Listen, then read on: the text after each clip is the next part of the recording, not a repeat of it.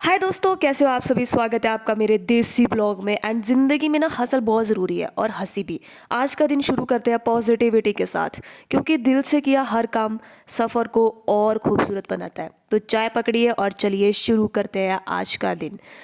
तो सबसे पहले तो तुम स्काई का कलर देखो, इतना सुंदर लग रहा था। छोटे छोटे बादल, बहुत ही प्यारा लग रहा था। बट जैसे ही मैंने अपना कैमरा टर्न किया, भाई साहब, ये वाला वेदर ना मुझे बहुत ज़्यादा पसंद है। ये काले बादल, पता नहीं क्यों, पर जब ये काले बादल होते हैं ना तो दिल को एक अलग ही सुकून मिलता है। उफ, मतलब लाइफ का सबसे ब्यूटीफुल मोमेंट होता है। ठंडी सी हवा, हल्की सी खामोशी और सनराइज होना। कभी कभी ऐसे स्काई देख लेने से भी दिन परफेक्ट बन जाता है। एंड थोड़ी देर सनराइज़ देखने के बाद मैंने सोचा चलो रूटीन स्टार्ट करते हैं। सबसे पहले मेडिटेशन स्टार्ट करी। पर भाई सच बताऊँ ना, आज ठंड इतनी ज़्यादा थी, ऐसा लग रहा था एसी जैसे फुल ब्लास्ट पे चल रहा हो बिना किसी रिमोट के। हाथ पैर सुन्न हो गए थे और मन बोल रहा था भाई वापस चले जा ब्लैंकेट में।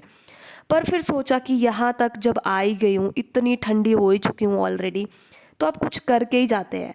तो स्टार्ट करी स्ट्रेचिंग एंड धीरे धीरे बॉडी खुलने लगी और लग रहा था जैसे जॉइंट्स बोल रहे हो फाइनली हम जिंदा है भाई, हम जिंदा है।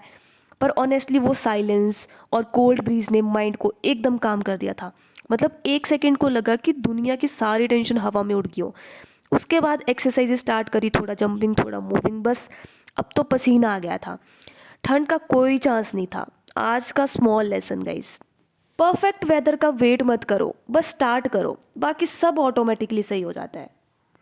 एंड रूटीन ख़त्म करने के बाद मैं चली जाती हूँ रूम में वापस। देन फ्रेश व्रेश हो जाती हूँ। उसके बाद खाना पीना किया, और खाना खा के जो फीलिंग आती है ना, वो सुकून वाली। ऐसा लगता है जैसे दुनिया में सब कुछ ठीक है, सब कंट्रोल में भाई। पेट भर जाने के बाद मन ऑटोमेटिकली चिल्ड हो जाता है। थोड़ा रेस्ट किया, देन सोचा कि चलो दिन को और प्रोडक्टिव बनाते हैं। तो फिर सोचा चलो भाई धूप में चलते हैं पढ़ाई करने, क्योंकि ठंड में पढ़ना मतलब दिमाग भी फ्रीज हो जाता है भाई साहब। मेरा दिमाग ही काम नहीं करता है। उसके बाद मैंने सीधे अपनी नोटबुक्स उठाई, अपना लैपटॉप उठाया, वाटर बोतल उठाई एंड आ गई सीधा धूप में। एंड गाइज मैं बता दूं कि मेरा लैपटॉप अब ठीक हो चुका है, इसको मैंने ठीक करवाया था। तो आज धूप भी काफ़ी ज़्यादा कड़क थी, बट कोई बात नहीं, धूप में पढ़ना मुझे हमेशा से ही सेटिस्फाई लगता है। सनलाइट में पेजेस का शाइन, पेन की writing and warm ray on your face, उफ, बहुत ही अच्छा फील होता है। And guys, you don't need perfect condition to start.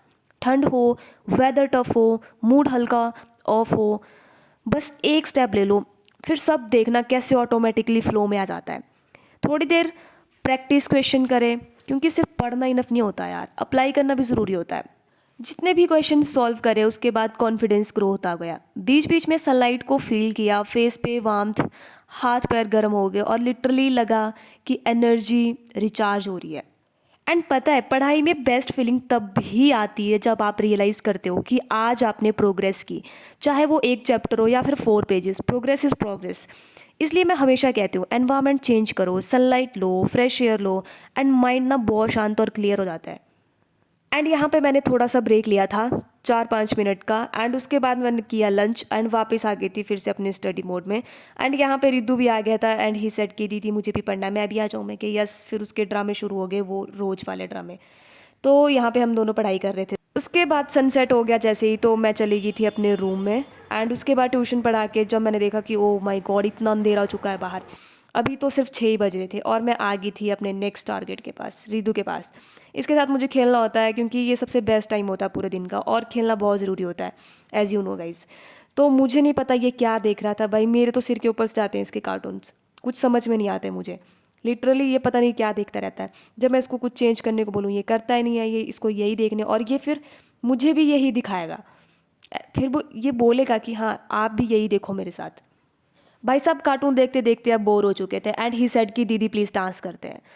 तो अब हो गया था इनका ट्रेनर मोड ऑन, दी हाथ ऊपर, अब ट्विस्ट, अब जंप, ऐसे करो वैसे करो। सच में बच्चों का वाइब अलग ही लेवल का होता है, एकदम से एनर्जी चेंज। ना परफेक्ट म्यूजिक की ज़रूरत, ना परफेक्ट स्टेप्स की।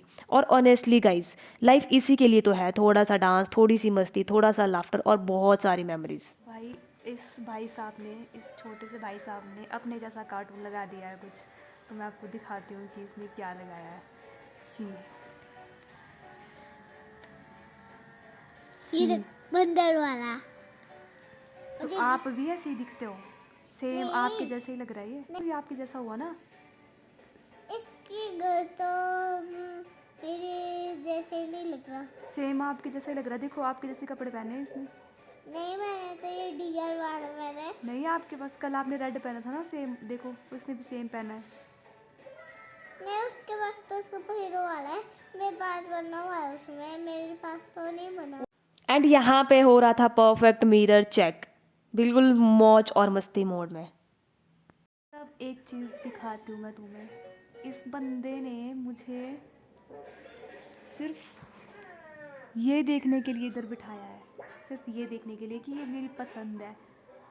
इस कार्टून को पत्थर देगा और फिर खाने लगेगा, उसको पसंद ले आएगा। पता नहीं भाई साहब क्या बोल रहा है, मेरे तो सिर के ऊपर तो से ये जाता है इसकी खिलाएगा ना, तो अभी इसको पसंद लिटरली इसने आएगा। मेरे को ये चीज़ दिखाने के लिए यहाँ पे अभी बिठाया हुआ है, तब इस कार्टून को भी जिसका कोई मतलब पसंद नहीं आएगा। है। ये देखो, ये रेनबो कलर का है, और देखो अभी खाया ना, पसंद है, ये रेनबो कलर का है।